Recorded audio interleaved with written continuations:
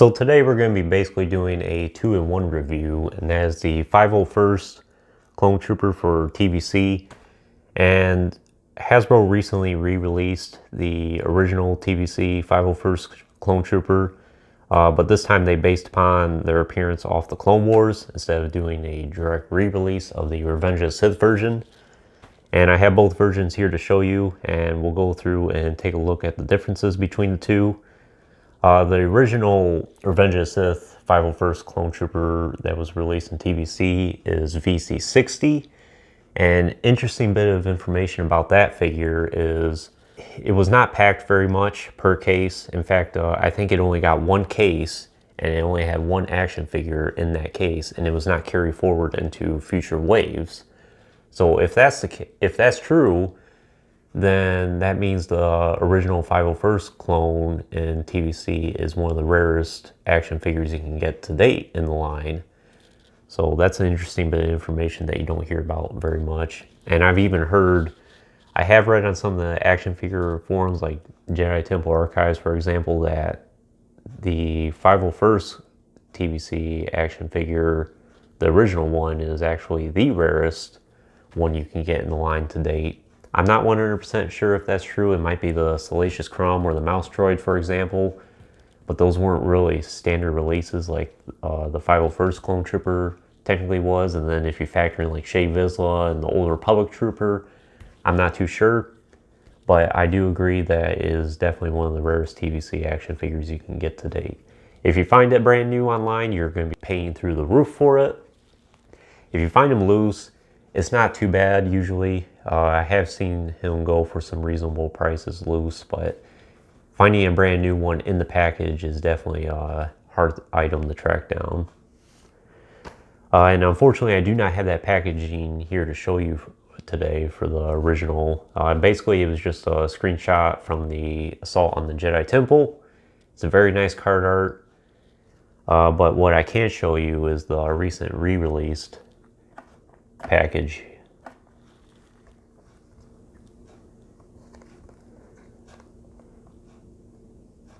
And normally Hasbro, when they do a Clone Wars action figure, they do a realistic interpretation of them for the figure and the package.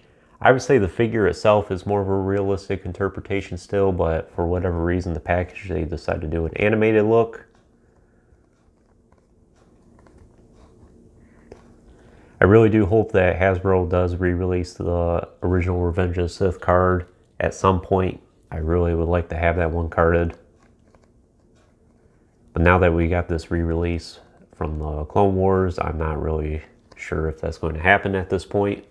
Maybe far in the future. At this point, I have many of these action figures reviewed. I'll get to Yoda and Bo-Katan at some point, and Bib Fortuna as well. But the rest of them are reviewed on the channel at this point.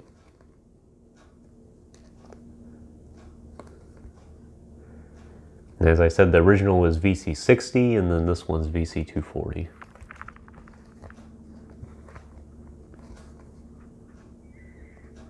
But it's still a nice image of the clone from season 7, I think. Season 6 or 7 at this point.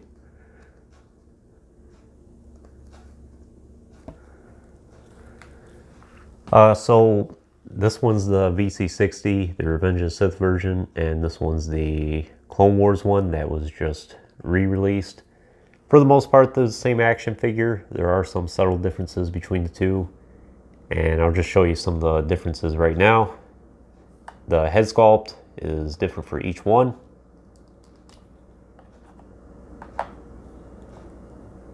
As you can see, the original uses the Bodhi Taylor head sculpt still, and the newer one uses the Tamora Morrison head sculpt that is recently started making its way around the clones in TVC. And definitely the newer head sculpt, I think, is a huge improvement over the original. This isn't the worst in the world, but I think the Tamora head sculpt is more fitting.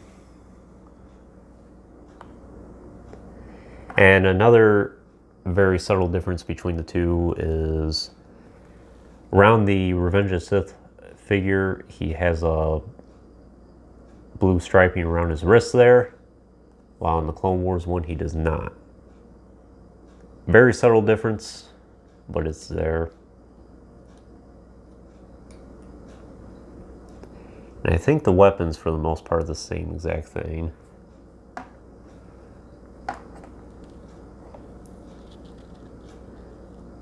I think the blue striping on the original's helmet is a little darker. As you can see there, it's pretty noticeable.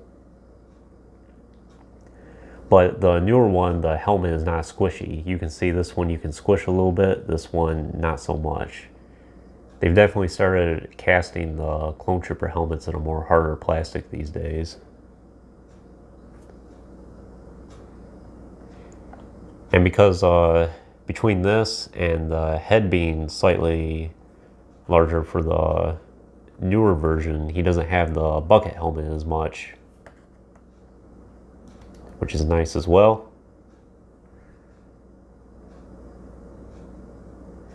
Still no neck visible, but it's not the worst. There's definitely clone action figures that it's far worse on than this one. But other than that, I think it's basically the same exact action figure. Obviously, there's some slight paint differences. This one looks a little more, the blue looks like a slightly different shade compared to this one.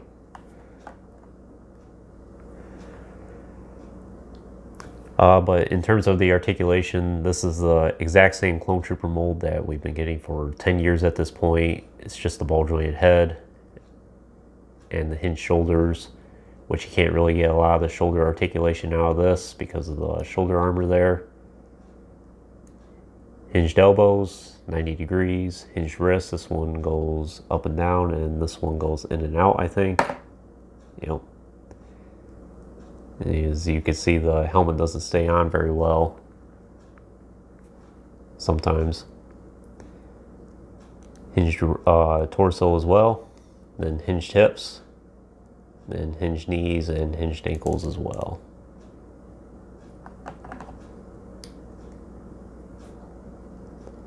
Same articulation for both action figures. Really no difference between the two in that regard. And they both come with the same exact weapons still.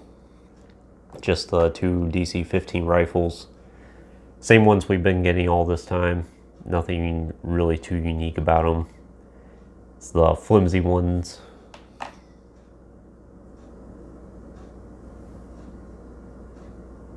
And these DC-15 rifles seem to get smaller as time goes on too. Back around 2005, 2006, they seemed like they were significantly larger. He doesn't have a loose grip or anything like that. I always like to display these with both weapons.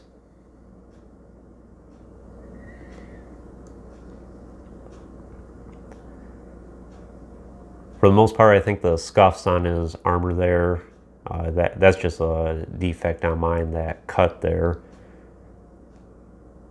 But for the most part, the scuffs on his armor are pretty much the same exact thing. The striping, about the same thing.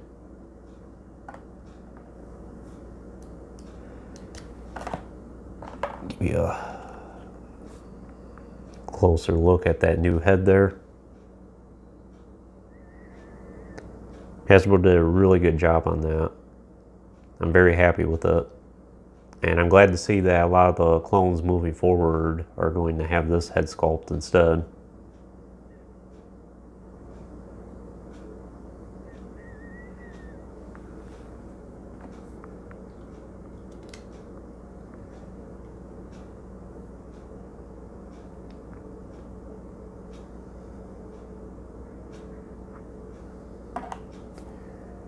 Just give you another look at that. Definitely see a huge difference between the two. And of course, this one has the photoreal and this one does not.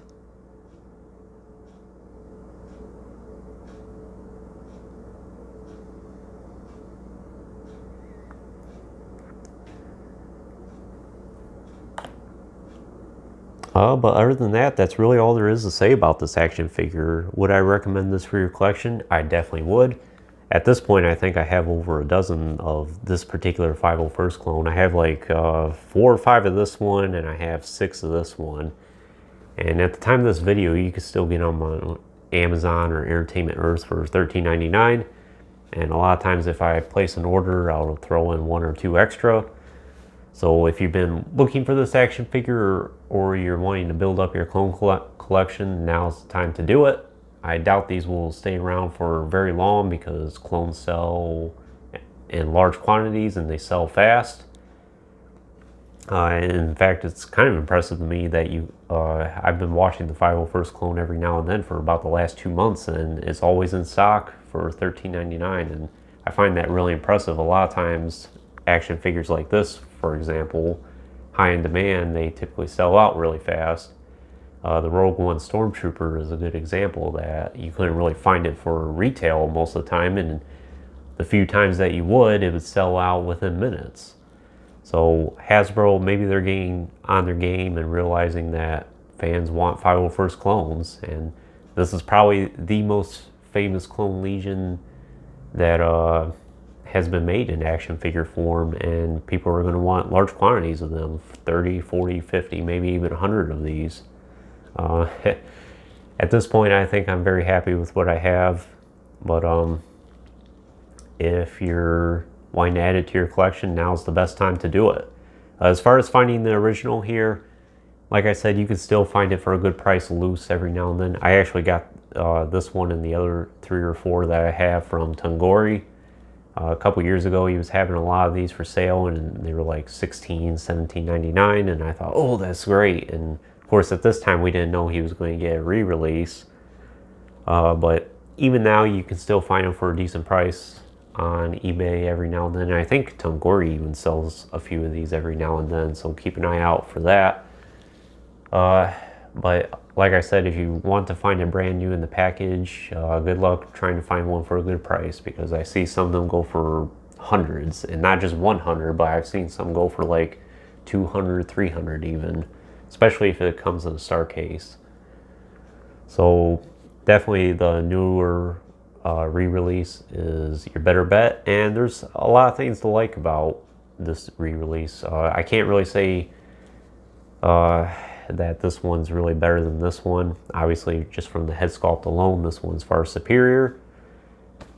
But yeah, that's really all there is to say about this. So I hope you enjoyed this review, and stay tuned for more. There's going to be plenty more to come in the future.